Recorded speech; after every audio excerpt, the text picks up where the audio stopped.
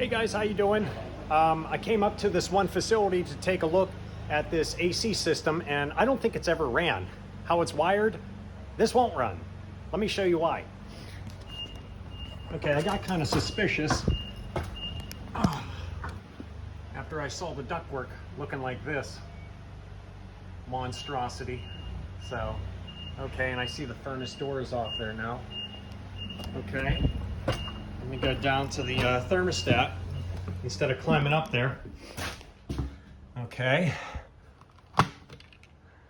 Yeah.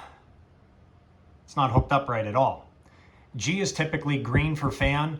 That red wire should be hooked on R or RC because they have the jumper on top. And then that black, which that's actually not even our standard thermostat wires I could see. Look at the insulation back there. So typically you'll get green for G, Y or blue for the Y terminal. W is white, R or RC is red. That's your standard. If there's a regular C, then that would be black for common. So, okay guys, always investigating. Okay guys, you're probably scratching your head just like I am at this point. Okay, let this all sink in.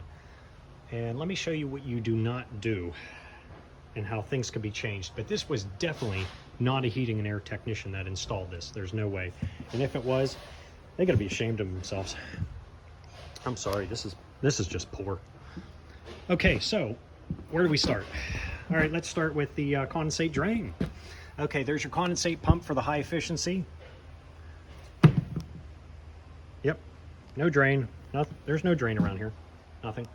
Okay, then you got your flex pipe, okay? This is what you don't want, okay? This restricts airflow. Surprisingly, they did put a collar on here on the supply, and it's ran down here. So, it's ran down here, and it doesn't even look like they put elbows in at all. No, it doesn't look like it. Oh, wait, they put something over here. Yeah, real nice. Okay, this is what you don't do. You can see how much it's slowing down airflow. This is bad, okay? Then, we got our return duct right here. Yes, right here.